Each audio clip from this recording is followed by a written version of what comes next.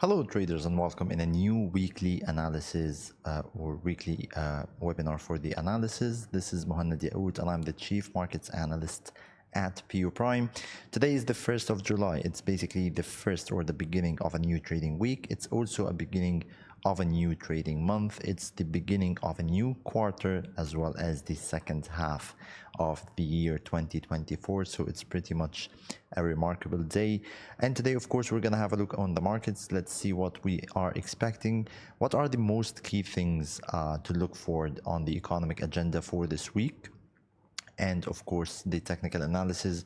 What does it tell us? What are the best trading opportunities during this week? So basically, the previous week was somehow light. We didn't have that much volatility except on gold, of course, which is something that we must expect always from gold. It has higher volatility than usual. However, on the dollar, on the euro or pound or other currencies, we are still somehow trading in a sideways range. Most of the market is trading in a formation, which is the wedge formation, which either it's a rising wedge or a falling wedge, and we'll discuss this when we come to the technical analysis. On the economic agenda side, we didn't have many numbers to look for. Let's start quickly by having a look on the Friday agenda, and I'll tell you why. Because we had the PCE numbers here, and for you guys who are asking about why we basically had a lower gap or a downward gap by the beginning of this week's trading on the dollar index, and on the other side we had upward gaps on the euro versus the dollar as well as the pound versus the dollar. Why did we have this move by the beginning of the week? Let me tell you that during Friday, we basically had the PCE numbers, which is the personal consumption expenditures, which is, as we agreed during the last week, it's the main inflation measure for the Federal Reserve. And basically, they both, or all of the indicators for the PCE, whether it's on a monthly or a yearly basis, as well as the core and the headline PCE, they both came lower than the previous reading, exactly just as expectations. So let's have a look on the PCE price index on a yearly basis for the month of May. Basically, the previous figure was 2.7 for the month of April, and we had a reading around 2.6. So it was lower than the previous reading, which is good because inflation is coming down, which means that the Federal Reserve might start to think more aggressively of cutting interest rates, and that's why it's supposed to affect the dollar negatively.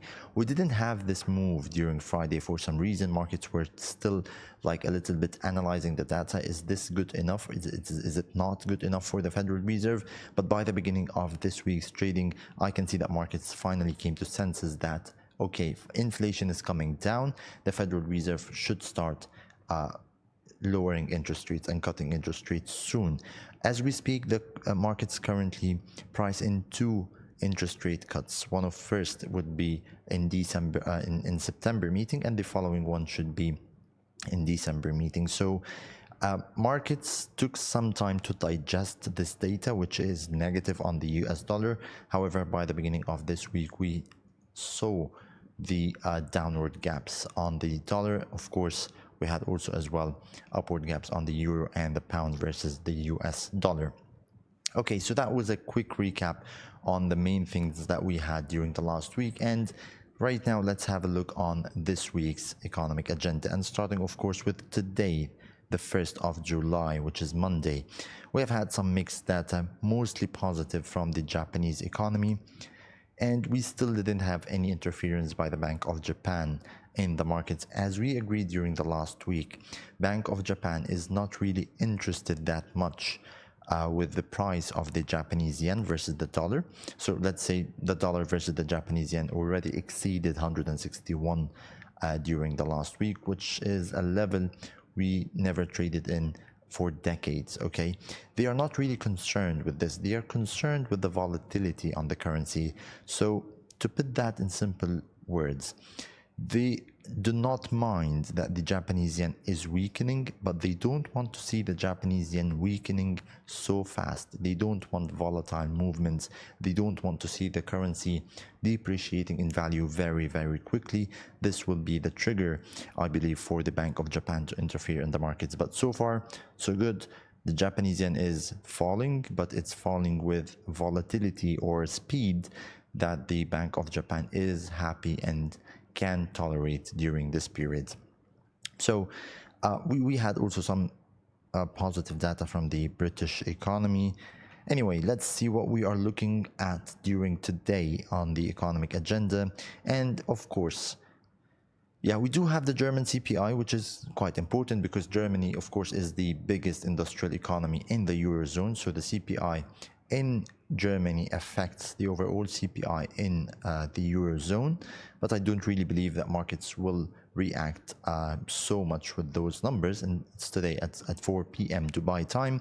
The most important thing that we should look at during today is the manufacturing PMI from the US economy. Do you guys remember the market volatility that we had during last month on the PMI data? If some of you will remember, we had a big movements in the markets because the manufacturing PMI specifically, the PMI is an indicator to measure how your economy is doing. It has many sectors. It has the manufacturing sector, it has the services, it also has the composite. So the manufacturing is the best of all, or the most important one, because it tells you basically whether your economy is doing fine or not. So this definitely is something that we need to factor in, or the Federal Reserve factors in their decision. So we will be having a look today on the ISM manufacturing PMI for the month of June, which is expected to slightly go up from the 48.7 to 49.2 level. And this is what we will be expecting during the day today. Okay, we also have a meeting or a speech by the ECB President Christine Lagarde. Of course, it's something that we should look at. That's pretty much what we will be expecting or looking at for today. Tomorrow on Tuesday, the 2nd of July, we will be having quite a ton of data and speeches from the Eurozone. So starting with ECB's Dick Wenders, we have also Elderson from the European Central Bank. We have President Christine Lagarde, and of course as Schnabel from the ECB. So 4 speeches from the ECB members. Not only this, we also have the core CPI, the inflation from the Eurozone, expected to slightly move lower. As for the core CPI, expected to lower from 2.9 to 2.8. Same goes for CPI, 0.1% decrease is something that we will be looking at. And of course, we will also have the unemployment rate. So tomorrow, I believe, will be the Euro day. Let's say today is the dollar. We have ISM manufacturing PMI. Tomorrow will be the CPI, 4 speeches from the European Central Bank. And of course, we have also the President Christine Lagarde will be having a speech.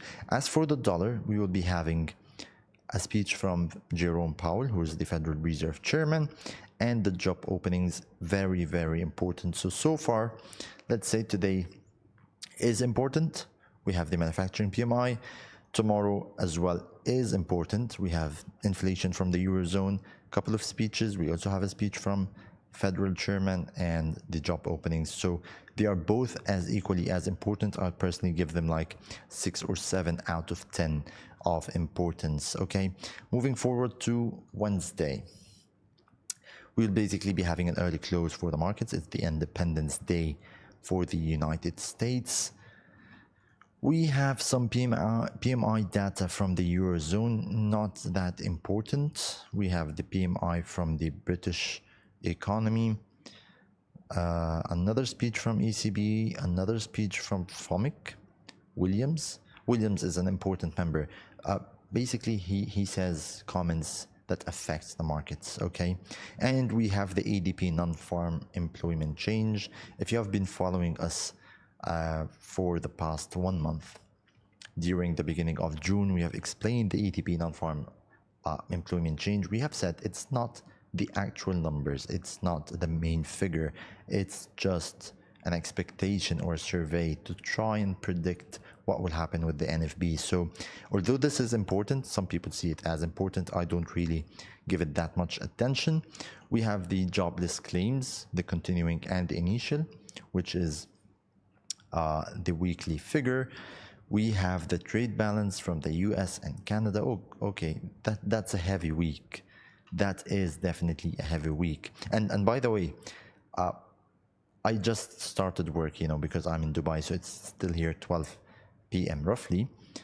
So when I'm live, when I'm doing this weekly analysis webinar, I'm basically having a look on the economic agenda first time with you. So it's like unboxing the economic agenda for the week. I don't really know what we'll be having on Thursday. Of course, on Friday we'll have the NFB, I know that, but I mean the small details, I discover this right now with you. So my impression is we will be having a tough week. We will have a lot of data, okay, whether from the US, whether from the Eurozone or the British economy.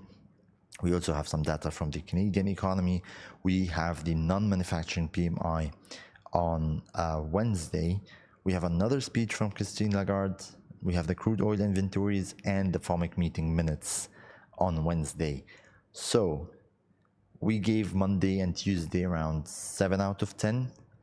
I would give Wednesday 8 or maybe 9 out of 10 of importance, because we have the FOMC meeting minutes.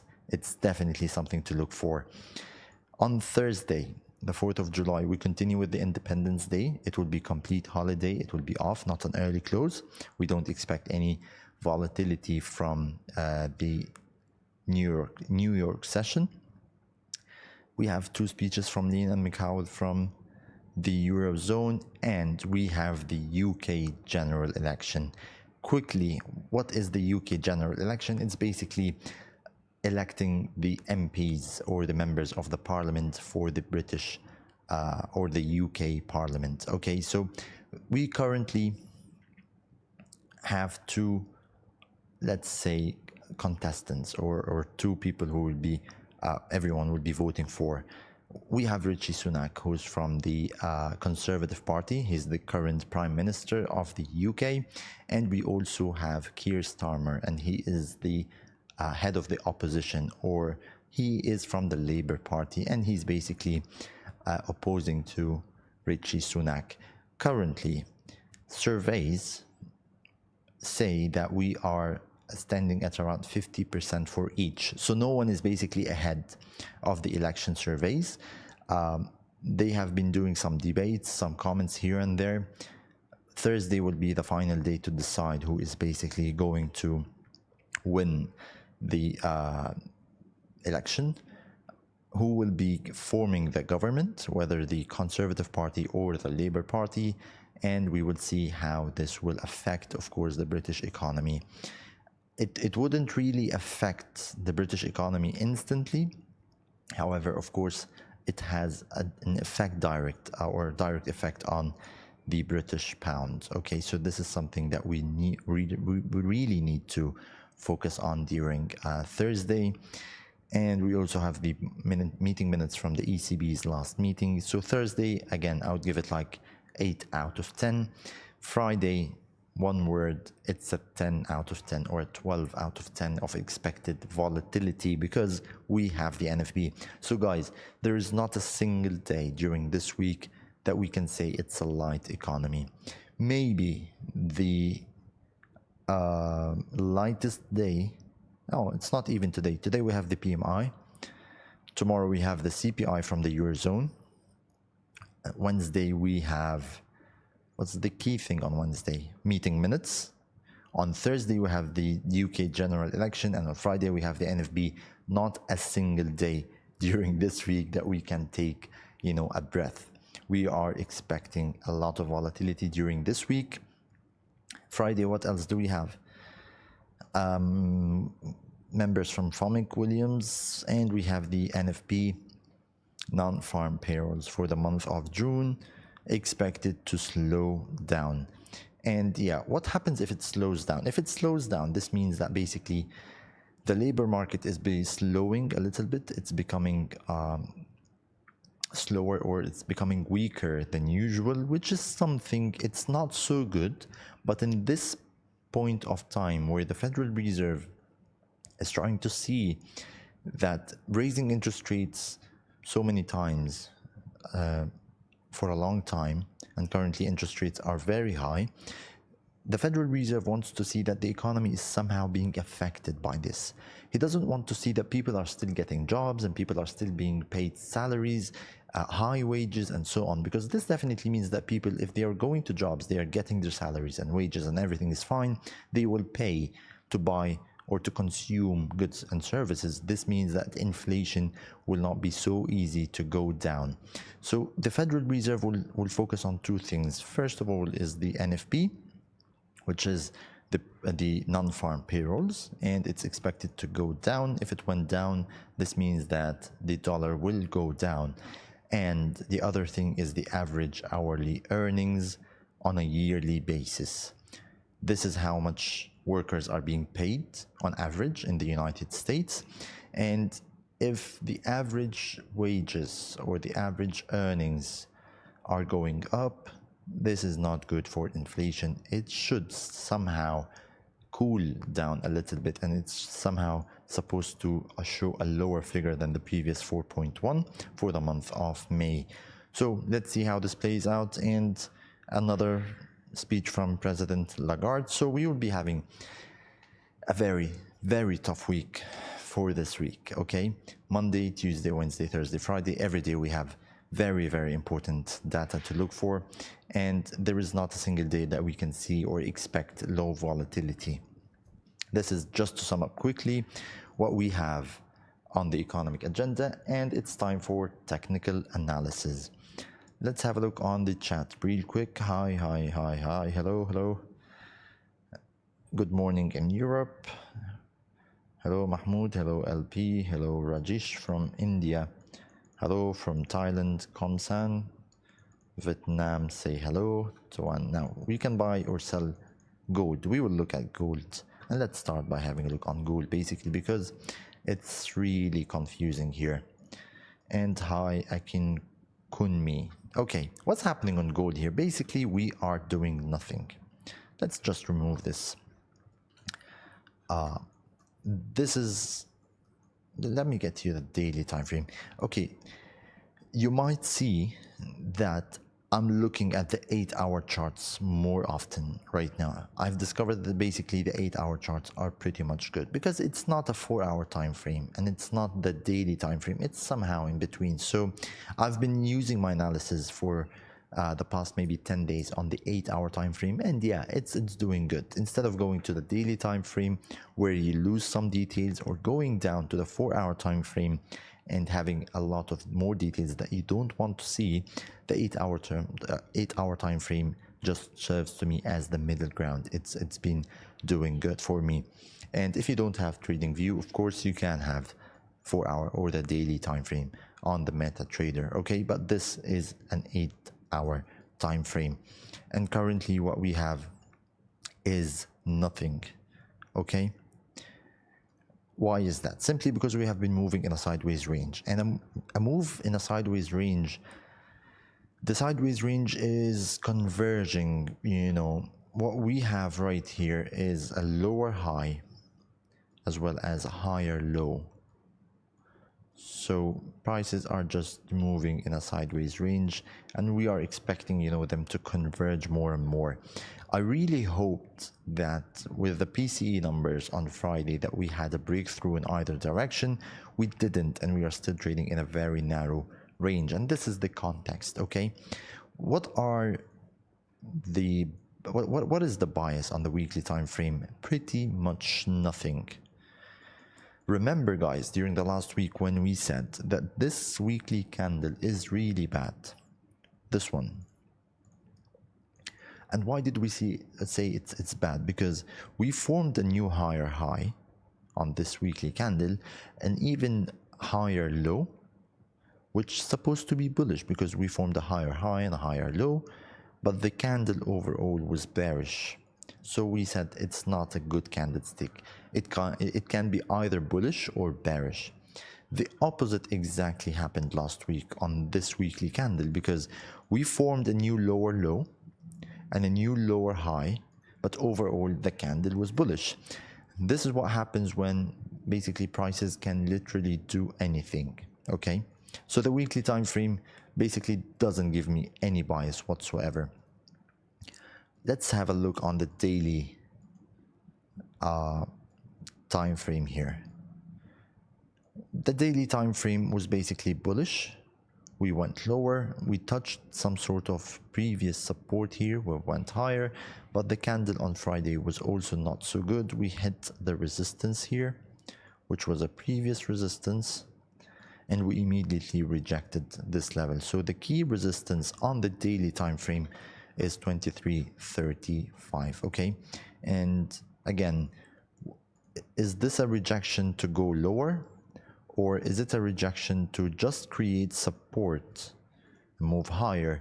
Again, the daily time frame doesn't give me any bias. So this is where analysis sometimes gets, as per the price action, because your job as an analyst or a price action trader is to look for clues on the market. What is the market trying to tell me? Is it going higher or going lower? Sometimes markets doesn't really know where it's gonna go, so it will give you signs that I'm going higher, and it will also give you signs that okay, we maybe go lower. This is where you know that the markets are confused. Okay,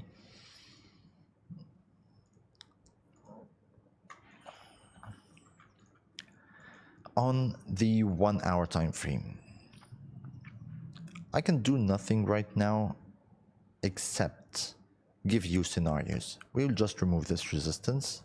That was a previous alert for me to buy, but it's no longer valid. So okay, so currently we reached resistance. This is the key level to look for right now. The level of 23.36 exactly. Okay, this is the main resistance that we have. On the other side, you will find a recent support, which is 23.20. Personally, I will not, come near gold as long as we are trading in this sideways range. Okay, I do really expect that we might reject here the levels of support, go higher for the resistance. Okay, it's a sideways range. If you want to trade it, you can. And of course, the middle range will be the equilibrium level. And you can see we have already rejected this around here, maybe 23, 28, 50. This is the midline, or this is the equilibrium, and you can see some price action around here, here. How many times we are rejecting this level? So as long as we're trading inside this sideways range, I'll not be trading gold whatsoever. Okay, first of all, I will wait for the PMI numbers today. Second of all, I will wait for a break and close either below support. So if we break below the 23.20, I will definitely short back to 22.95, let's say. This is clean price action here. We don't have any resistance or support here. You see this? That's a clean price action. I would really love for gold to break and close below the 23.20 for me to short back to 22.96. Or on the other hand, we also have some clean price action here. Where is it? This one. So a break above resistance, which is 23.26, is a definite move to 23.56. So right now we have important data coming out. We have clear indecision on gold chart on the weekly, daily, 4-hour time frames everywhere. We don't really know what gold is doing currently. Lower lows or lower highs, higher lows, moving in a sideways range, inside a sideways range. Believe me when I say, between those levels, gold price can literally do anything. If you want from here to act as this is support. Okay, because we are now somehow rejecting the European session here. This support and aim for the resistance. It's a 1.5 to 1 risk to reward ratio. It's a probable scenario.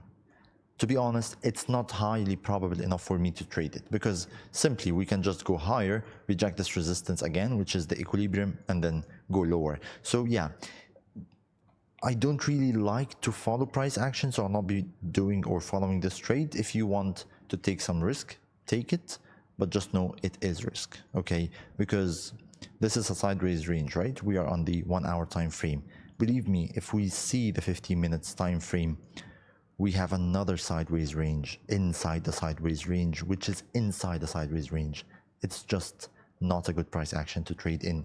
Stay away until we have a clear upward move above resistance. That will be a great... Okay, so I'm looking for those levels. This clean price action here, okay? Or this one here. We don't have resistance or support here. We don't have resistance or support here. Currently, we have a lot of resistances and supports in this range.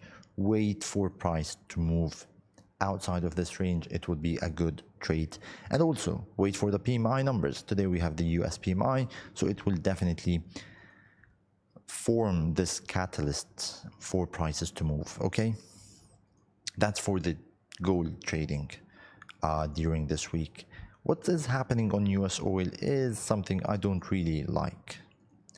Let's have a look on the weekly and the daily time frame. The weekly time frame is bullish, right? 1, 2, 3, 3 weekly bullish candlesticks. Every candle is just forming a higher high and a higher low. Nothing to say, it's just bullish. On the daily time frame, somehow it's not so bullish. We are still moving higher, right? But there is a difference between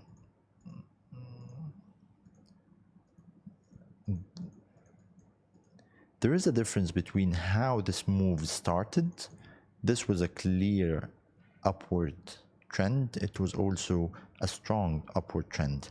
Now, after breaking above resistance 80.70 roughly, we are still moving higher, but speed is lower. This is what we call as momentum, okay?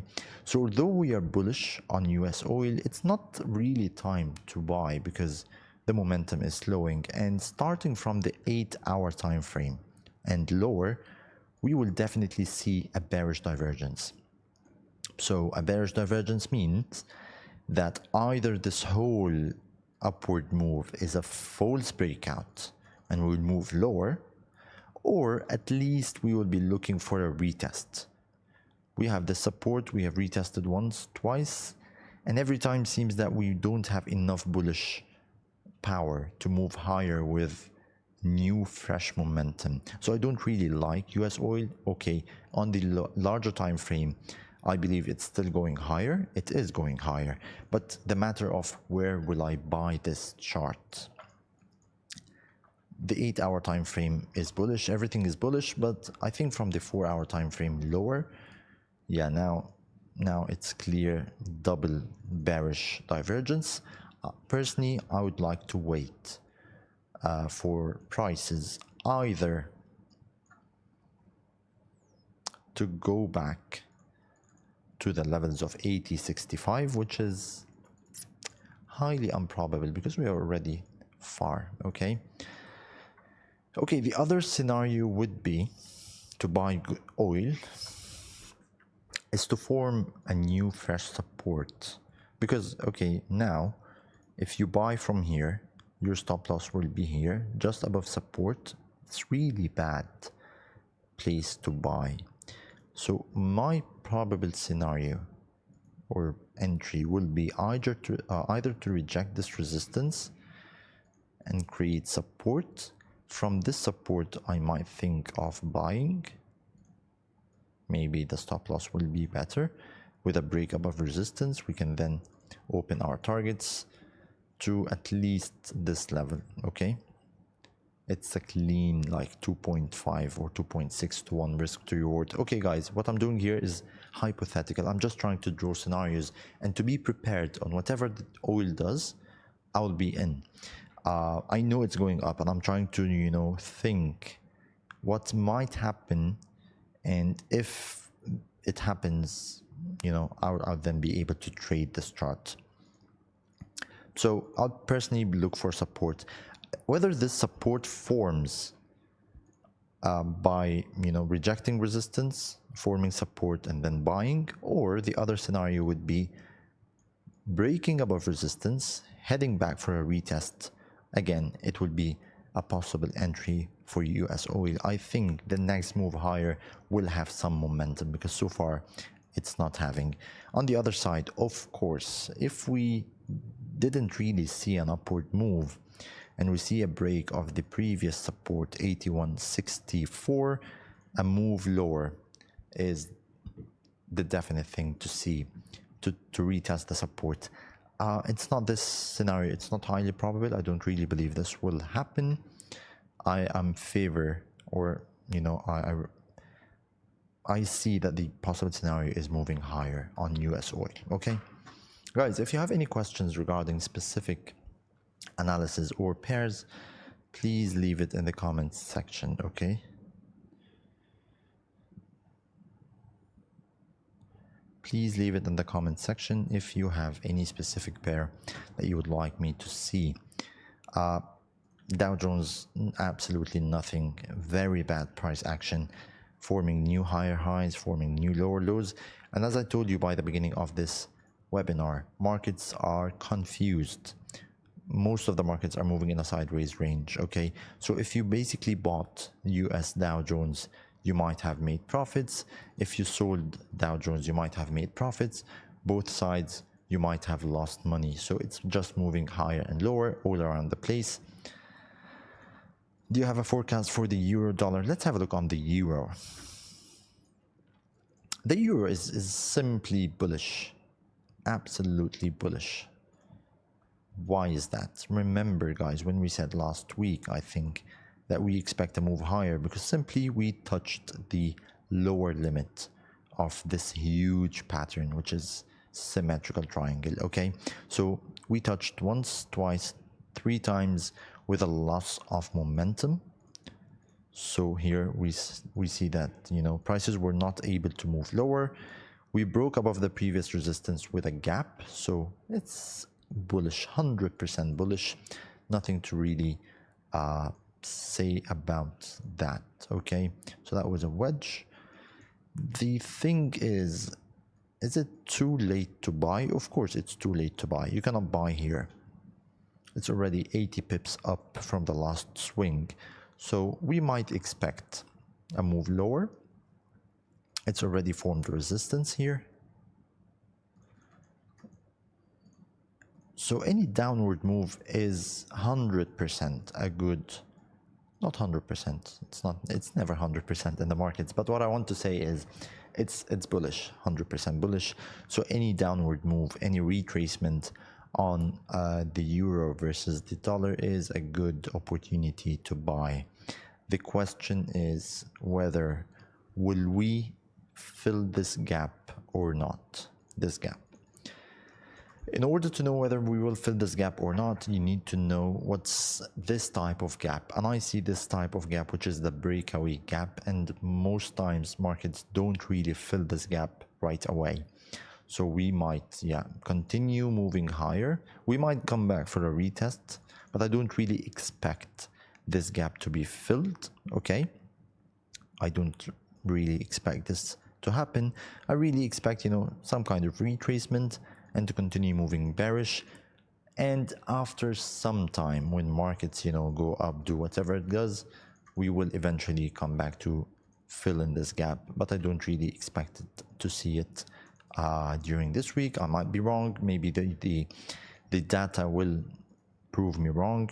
Let's see what happens on the pound.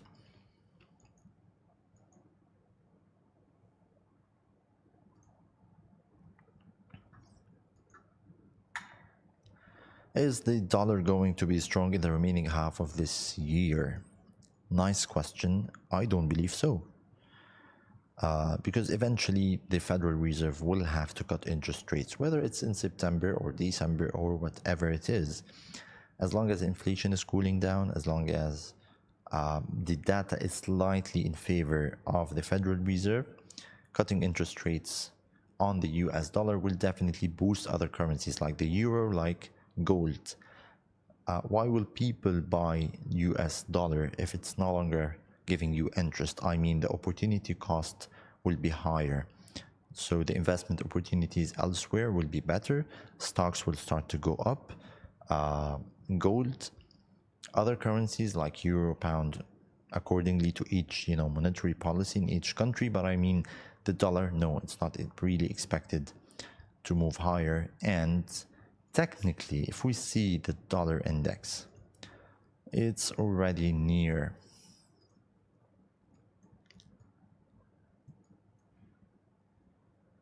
no, it's not a weekly. Maybe you can look at the monthly chart. The monthly chart is near resistance. So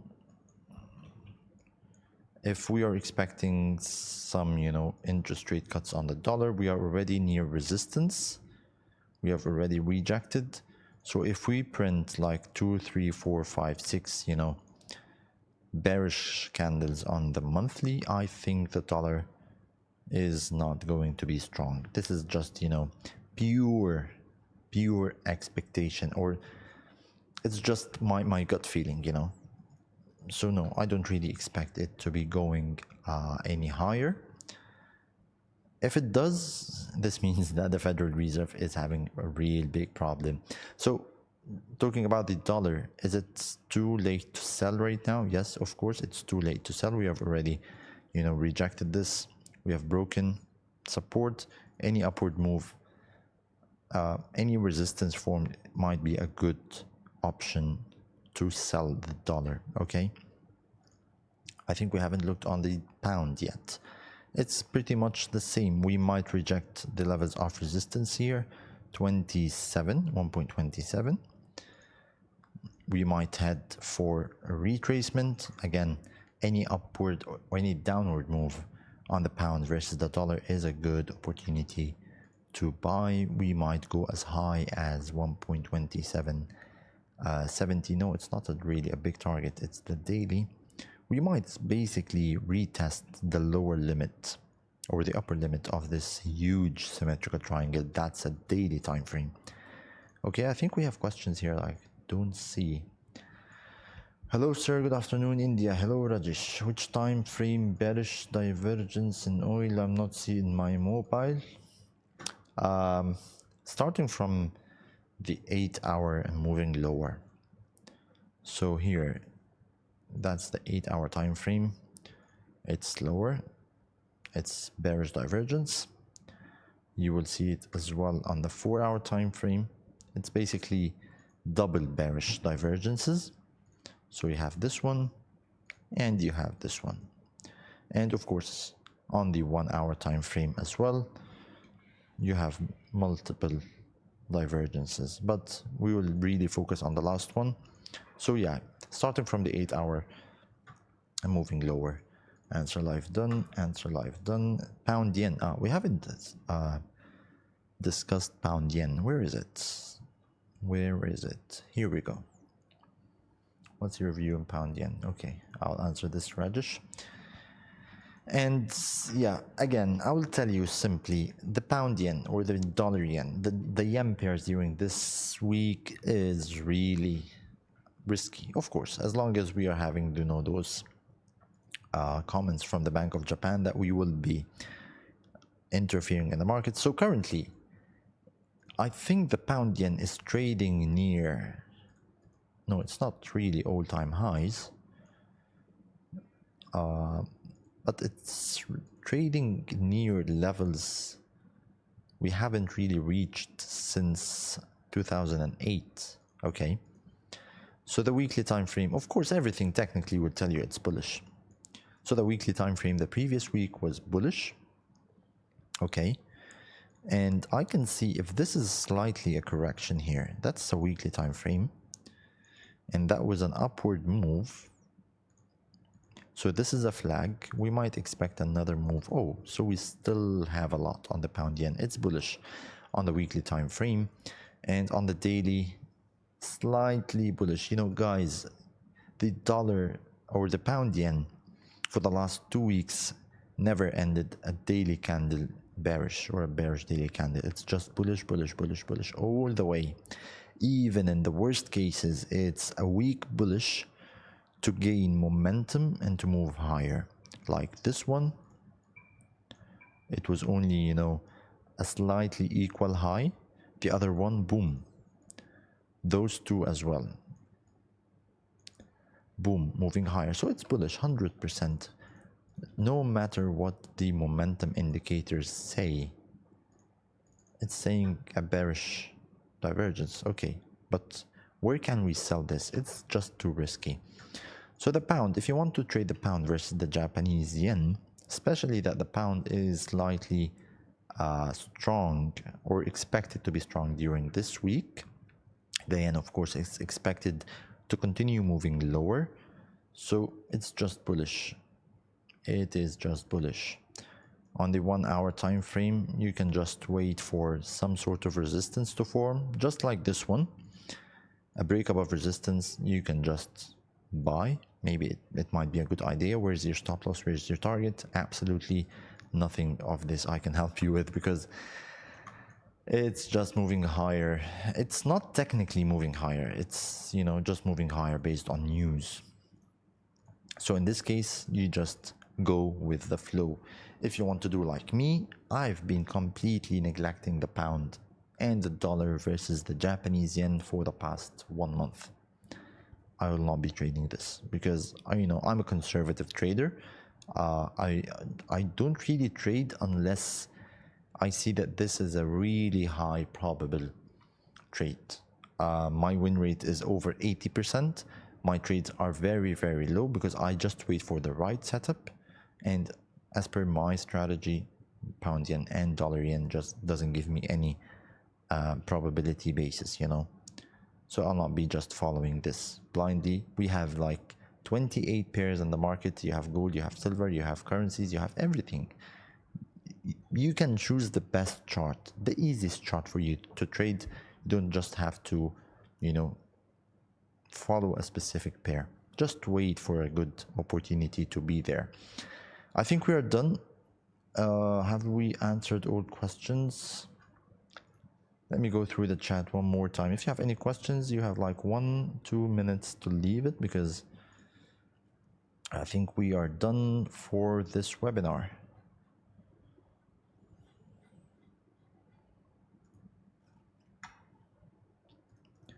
Let's do something I don't normally do. Let's go through the analysis, or the pairs real quick. We've discussed those. The dollar Canadian is doing nothing, just between support and resistance. And guys, this is a big time frame, so I'm just looking what might be an opportunity during this week. The Australian versus the US dollar might be nearing resistance. Okay, we'll have a look on this. We might wait for the Australian versus the dollar for a short opportunity around 0.67. This is like a really quick scan of the markets. Okay, the New Zealand versus the dollar, we might be waiting for a retest, and again a short position might be good. Euro pound, no. Euro yen, no. Euro Canadian, no. Euro franc, no. Euro NZD, it's already too late.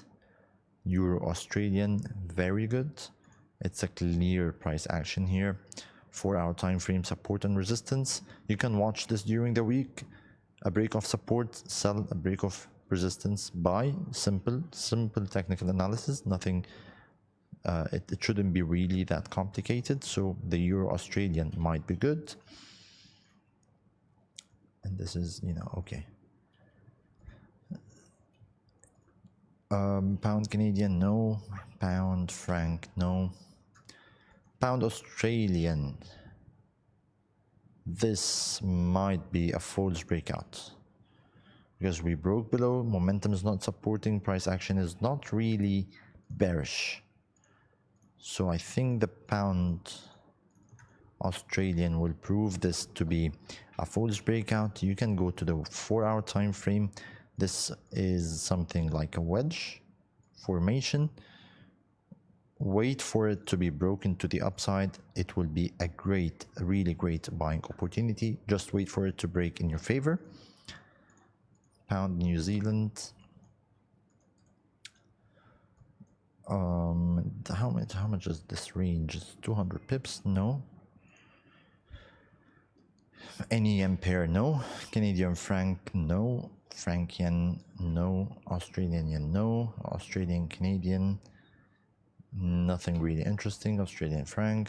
Oh, I think that's enough for this week. New Zealand Canadian? No. New Zealand franc? No. Okay. What's the best first step for beginners to learn? It's many steps. It's just that you need to know the basics of analysis, the basics of the market, know something about everything and know everything about something. What I mean by this is you have classical technical analysis, you have Elliott wave patterns or Elliott wave analysis, you have harmonic, you have Jan, and you have many types. My advice to you is know something about everything.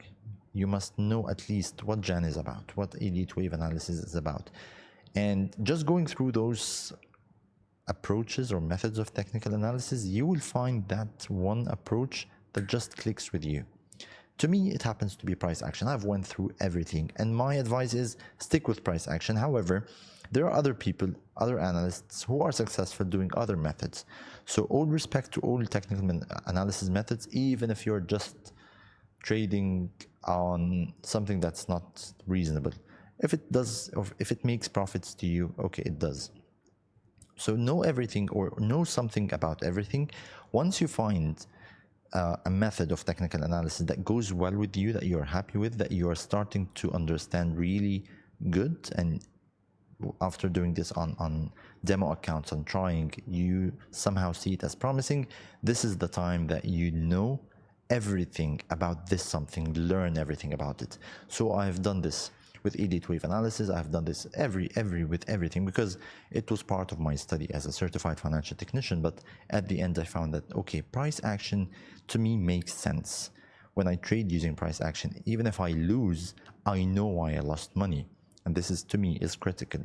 So only then I just, thrown everything out of my mind. I never do Elliott wave analysis anymore. I never do anything. I just focus on price action. So this is my advice. Know something about everything and know everything about something. Sabah al-khair. Marcus, Sabah al-noor. Okay. Thanks a lot. You are welcome, Mahmoud. I think we will have to wrap this up today. So thank you very much for your attendance. Thank you, Ron, and thank you everyone for your attendance, and thank you for your feedback. Again, I will have to tell you, this week would be a tough one. So please stick to your money management rules. Please make sure that you don't risk what you cannot afford to lose. Just, hit and run. Whenever you can just take like 20, 30 pips, take it and run out of the markets. Don't trade while it's the news time, and you will be safe. So yeah, I've warned you enough.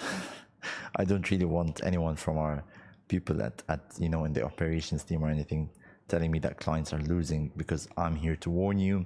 It will be a tough week, and make sure that you are on the safe side. Thank you very much for watching this and tuning in.